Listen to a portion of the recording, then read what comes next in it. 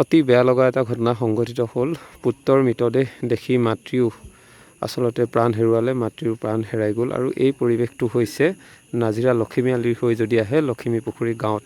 এই লখিমী পুখুৰী বৰ্তমান সময়ত লখিমী পুখুৰীৰ কিনাৰতে যি বৰ্তমান সময়ত তেখেতৰ বাসগৃহ ধীৰেণ গগৈ শাক পাচলি বজাৰ অৰ্থাৎ বেপাৰৰ সৈতে জড়িত হৈ থাকে। আৰু শাক পাচলিৰ বজাৰ কৰিবৰ কাৰণে ডিব্ৰুগড় তিনিচুকীয়ালৈ যাওঁতে ডিকম থানাৰ অন্তৰ্গত যিহেতু তাত পুলিচ চেক বহি আছিলে, আৰু সেই পুলিচ চেকিং বহি থকা অৱস্থাত সন্মুখৰ এখন ডাঙৰ গাড়ী ৰৈ থকাৰ বাবে তেওঁলোকৰ বুলেৰো পিকআপ বাহনখন সেই ডাঙৰ গাড়ীৰ পিছতে ৰখাইছিলে, যিহেতু সেই সময়ত চেকিং চলি আছিলে। আৰু সেই মুহূৰ্ততে পিছফালৰ পৰা এখন 12 চকীয়া ডাম্পাৰে গৈ খুন্দা মাৰে বুলেৰো পিকআপত, আৰু তাৰ পাছতেই ধীৰেণ গগৈ তৎক্ষণাত আচলতে আঘাতপ্ৰাপ্ত হয়, যথেষ্ট আঘাতপ্ৰাপ্ত হয়। বহু সময়ৰ পাছত চিকিৎসাধীন হয় যদিও মৃত্যু হয়। আৰু সেই ধীৰেণ গগৈ মৃতদেহ নাজিৰা লখিমী পুখুৰী গাঁৱলৈ লৈ অহাৰ লগে লগেই মৃতদেহ দেখাৰ লগে লগে তেখেতৰ মাতৃও আচলতে মৃত্যু হয়। আৰু মাতৃকো মেডিকেললৈ নিবলৈ লৈছিল যদিও ঘৰতে মৃত্যু হয় বুলি জানিব পৰা গৈছে। আৰু বৰ্তমান সময়ত ধীৰেণ গগৈৰ যি পত্নীও বৰ্তমান সময়ত চিকিৎসাধীন হৈ আছে। এই পৰিৱেশ পৰিস্থিতি ভাবক, নিজৰ পুত্ৰৰ মৃতদেহ দেখি মাতৃৰো মৃত্যু হ'ল, আৰু সমান্তৰালভাৱে এতিয়া সেই পুত্ৰৰ পত্নীও বৰ্তমান সময়ত চিকিৎসাধীন হৈ আছে। কেনে এটা ভয়াৱহ চিটুৱেশ্যন, ভয়াৱহ ঘটনা সংঘটিত হৈছে। যিহেতু বানত আক্ৰান্ত হৈ সমগ্ৰ নাজিৰা ইতিমধ্যে তথৈবচ হৈ পৰিছে, আৰু তাৰ পাছতে এনেধৰণৰ ঘটনাই বৰ্তমান সময়ত চাৰিওদিশে গোটেই গাঁওখনতে এতিয়া মৰ্মান্তিক কৰি তুলিছে, শোকত নিস্তব্ধ হৈ পৰিছে। কি কৰিব এতিয়া, কি কৰিম কোনেও ভাবি পোৱা নাই। কিন্তু পুত্ৰৰ শোকত মাতৃ মৃত্যু হোৱা এই ঘটনা এতিয়া সকলোকে এতিয়া শোকাকুল কৰি তোলা পৰিলক্ষিত হৈছে। আমি ৰাতিপুৱা গম পালোঁ, আমি এতিয়া গম পালোঁ ধীৰেণ গগৈ আপোনাৰ তিনিচুকীয়াৰ পৰা চব্জি দি ঘূৰি আহিছিলে। তাত এনেকুৱা ঘটনা হ'ল বুলি পুলিচৰ চেকিং বহি আছিলে। তাৰপৰা মুখৰ আগত আছিলে এখন আপোনাৰ অশোক লেন টাইপৰ বক্স টাইপৰ গাড়ী এখন আছিলে, তেওঁৰ মাজত আছিলে।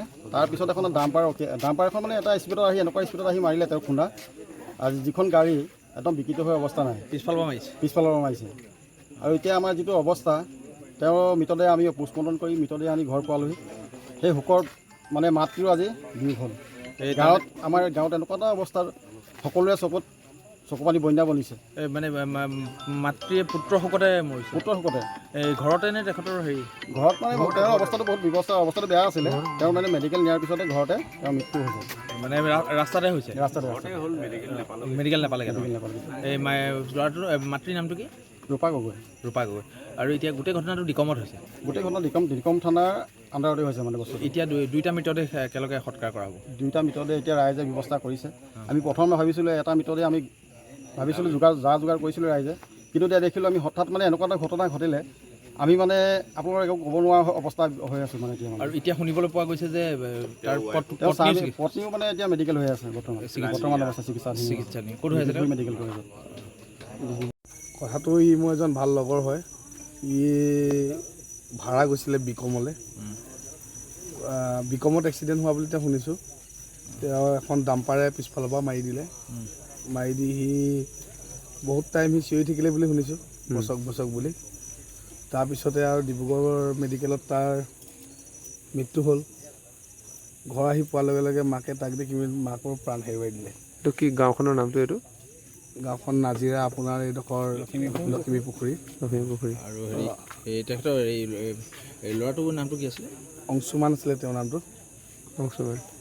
ধীৰেণ বুলি ক'ব। তেওঁ আমাৰ ৰেগুলাৰ ভাড়াও মাৰে। তেওঁ যিজন ঢুকাল তেওঁৰ নাম অংশুমান ওৰফে ধীৰেণ বুলি কয়। ধীৰেণ বুলি কয় তেওঁক, আমি অংশুমান বুলি জানো। তেওঁ এজন ভাল লগৰ হয় আমাৰ। বয়স কিমান হ'ব? তেওঁৰ বয়স কিমান 30-32 বছৰ হ'ব তেওঁৰ বয়স। এতিয়া তেওঁৰ লগতে তেওঁৰ মাকো প্ৰাণ হেৰাবলগীয়া হ'ল তেওঁক দেখি।